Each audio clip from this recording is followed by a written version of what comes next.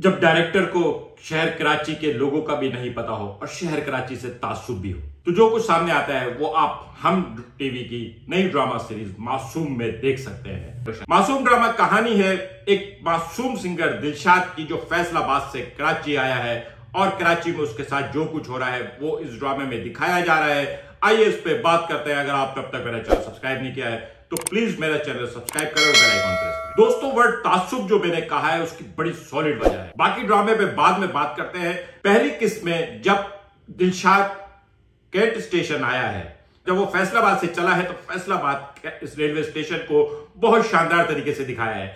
लेकिन जब वो कराची पहुंचा है तो कराची पे स्टेशन से जब वो बाहर निकला है तो वो एक पतली गंदी सी गली में निकला है और वो गंदी सी गली को मैं बहुत अच्छे तरीके से पहचानता हूं क्योंकि इत्तेफाक की बात है कि मेरा उस गली से बहुत आना जाना रहा है। ये गली कैंट स्टेशन से लाहौर से कराची आने वालों के इस्तेमाल की नहीं है, बल्कि ये कैंट स्टेशन के फ्रंट में कैंट स्टेशन रोड से कैंट स्टेशन के बैक पे जो मैकनिल रोड है उस पे जाने के लिए एक पेडेस्ट्रियन बनाया हुआ है। कैंट स्टेशन के अंदर दाखिल हुए बगैर उस पेडेस्ट्रियन के जरिए इस तरफ से उस तरफ निकल जाते हैं, यानी उस ब्रिज का इस कैंट स्टेशन के मुसाफिरों से कोई ताल्लुक नहीं है, बल्कि ये कराची शहर के इस तरफ के लोगों को और उस तरफ के लोगों के लिए ये उस तरफ निकलता है जहां शेप नाम का जिम खाना है और एंथोनी बिल्डिंग बहुत मशहूर है। तो जनाब, आपको कराची दिखाने के लिए जो सबसे पहली मिली वो एक गंदी गली मिली। आप कैंट स्टेशन का फ्रंट नहीं दिखा सकते थे, आप ये क्या दिखाने की कोशिश की आपने। और फिर दूसरी बात, जिस तरह से उसका मोबाइल लूटा गया है, मोबाइल कराची में लूटते हैं जनाब, लेकिन बंदूक की नाल पे। ये नौसरबाजी कराची से कभी रिलेटेड नहीं है। आपने जिस तरह का वो सीन दिखाया है इसका मतलब ये है कि कराची में लोग तैयार बैठे हुए हैं कि जैसे ही कोई मासूम भोले भाले के लोग आए हम उनको लूट लें। दिखाना क्या चाह रहे हैं, कहना क्या चाह रहे हैं, बताना क्या चाह रहे हैं, मुझे समझ में नहीं आया। बहुत कम होता है कि मैं इस तरह से नेगेटिव बातें करूं, लेकिन जब आप नेगेटिव दिखाएंगे तो फिर नेगेटिव सुनेंगे। मुझे पता नहीं क्यों वो सीन देख के बहुत खून खोला है, क्योंकि उस सीन के जरिए इन्होंने हर तरीके से कराची को नीचे दिखाने की कोशिश की है, कराची को गंदा दिखाने की कोशिश की और कराची के लोगों को गंदा दिखाने की कोशिश। मालूम नहीं हम टीवी वाले इस ड्रामे के जरिए क्या दिखाना चाह रहे हैं। बहरहाल याद रखिए, आपके पास सबसे ज्यादा ऑडियंस जो है वो कराची से ही आती है। कराची वालों से मोहब्बत करें। पाकिस्तान के जितने भी ड्रामे हैं उनमें कराची को, लाहौर को बहुत खूबसूरत अंदाज से पेश किया जाता है। हम हर शहर में बुरे और अच्छे लोग हैं, हर शहर में अच्छी और बुरी जगह भी है, लेकिन उसका एक तरीका होता है। आपने इंट्रोडक्शन इस तरह से कराया, फैसलाबाद को इतना खूबसूरत दिखाया और कराची को डायरेक्ट आते ही उस गंदी गली से उसका इंट्रोडक्शन कराया और फिर वहीं पे उसका मोबाइल भी छीन लिया और वो भी नौसरबाजी के जरिए। इस नौसरबाजी को, ये नौसरबाज कहां होते हैं जरा पता करिएगा, शायद आपको पता चल जाएगा कि असल में नौसरबाज कहां के मशहूर है। मैं नाम नहीं लेना चाहता। अब आते हैं इस ड्रामे की तरफ। फिल्म वो 7 दिन में अनिल कपूर एक गुलकार बना था और वो शहर आता है और एक घर में रुकता है। तो वो पटना से आया हुआ गुलकार एक घर में रहता है। उस घर के फर्स्ट फ्लोर पे रहता है, यानी ऊपर के पोर्शन में रहता है। उस घर में पद्मनी कोल्हापुरी एक लड़की जो उसको छेड़ती है, तंग करती है और फिर किसी न किसी तरह से जबरदस्ती उससे मोहब्बत कर लेती है और फिर उस पद्मनी कोल्हापुरी की एक अमीर आदमी नसीरुद्दीन शाह से शादी हो जाती है और फिर उसके बाद अनिल कपूर और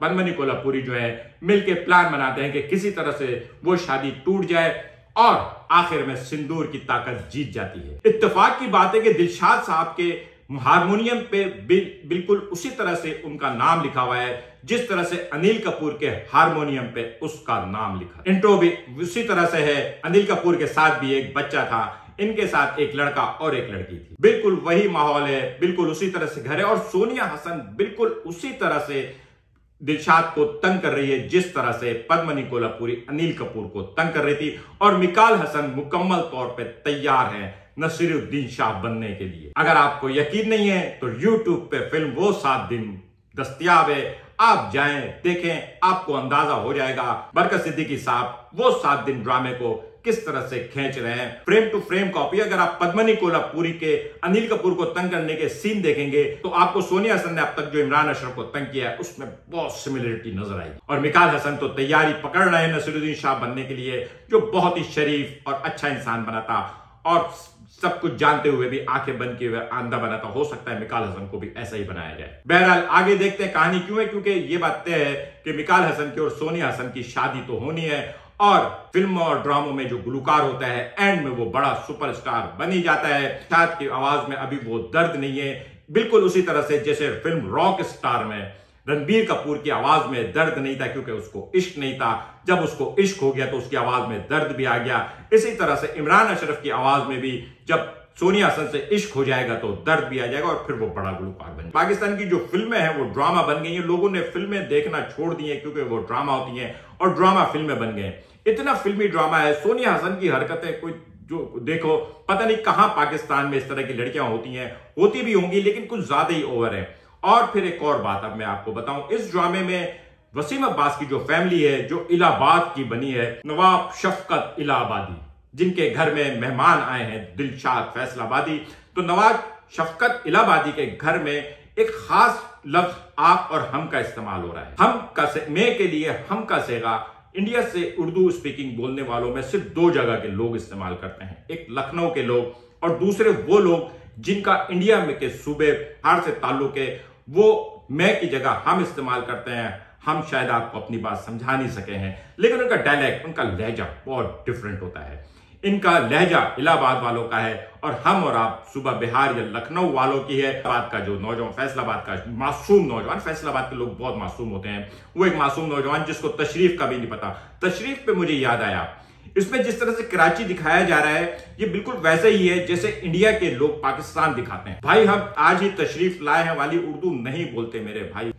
वहां पे इसमें जो जिस तरह की उर्दू इस्तेमाल हो रही है वो भी मुझे समझ में नहीं आ रहा है कि क्या क्या है। और एक और चीज मैं आपको बताऊं, कराची वाही शहर है जहां कोई किसी से नहीं पूछता कि आप कराची में नए आए हो, क्योंकि कराची में पाकिस्तान में रहने वाले हर शहर का बंदा रहता है और वो अपने ही कल्चर के साथ रहता है। धोती पहने, शलवार पहने, जीन्स पहने, खाकी पैंट पहने, बरमूदा पहन के घूमे। कराची शहर में कोई किसी को देख के ये नहीं सोचता कि ये शायद नया है, क्योंकि यहाँ पे हर आदमी जो है उस लगता है वो इसी शहर का। ये शहर मिनी पाकिस्तान है, यहां सब कुछ हो सकता है लेकिन यहां किसी को रोक के हम ये नहीं पूछते कि क्या आप कराची में नए आए हो। कराची में सभी नए हैं, कराची में सभी पुराने हैं। इस शहर में ये शनाख्त तो है ही नहीं, इतना टाइम भी नहीं है।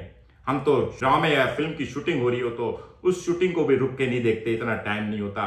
मेरे ख्याल में सिर्फ शाहिद आफरीदी या बाबर आजम ऐसे लोग हैं जिनको देख के लोग रुक जाएं, वरना अदाकार क्रिकेटर भी कराची के बाजारों में घूमते रहे तो कोई उनसे पूछने वाला नहीं होता कि आप सर आपके साथ एक सेल्फी खिंचवा लो, आप आजमा के देख लें, घूम के देख लें अगर आप बड़े अदाकार हैं तो। मैं इस ड्रामे की बुराई करता, हल्की फुल्की करता, लेकिन इस ड्रामे की पहली किस्म में जो कैंट स्टेशन वाला जो सीन इन्होंने फिल्माया है, मुझे पता नहीं क्यों उस सीन को देख के बहुत शदीद गुस्सा आया और मुझे लगा कि ये अननेसेसरी तौर पर कराची को लेट डाउन करने की कोशिश की जा रही है। ना करो भाई ऐसे, वैसे मोहब्बतें बांटो, पाकिस्तान को अच्छा बताओ, पाकिस्तान के शहरियों को अच्छा। हम शहर में अच्छे और बुरे लोग हैं, सब है, ठीक है। आपको अगर मोबाइल चोरी करवाना था गन पॉइंट पे चोरी करवा देते, हम शायद इतना बुरा नहीं मानते, लेकिन आपने जिस तरह से फ्रॉड करके दिखाया वो ऐसा नहीं होता है कराची में। बहरहाल आगे आने वाली किस्तों पे आगे बात करेंगे। आज का व्लॉग कैसा लगा कमेंट करके बताइएगा। मिलेंगे अगले किसी व्लॉग के साथ। शुक्रिया।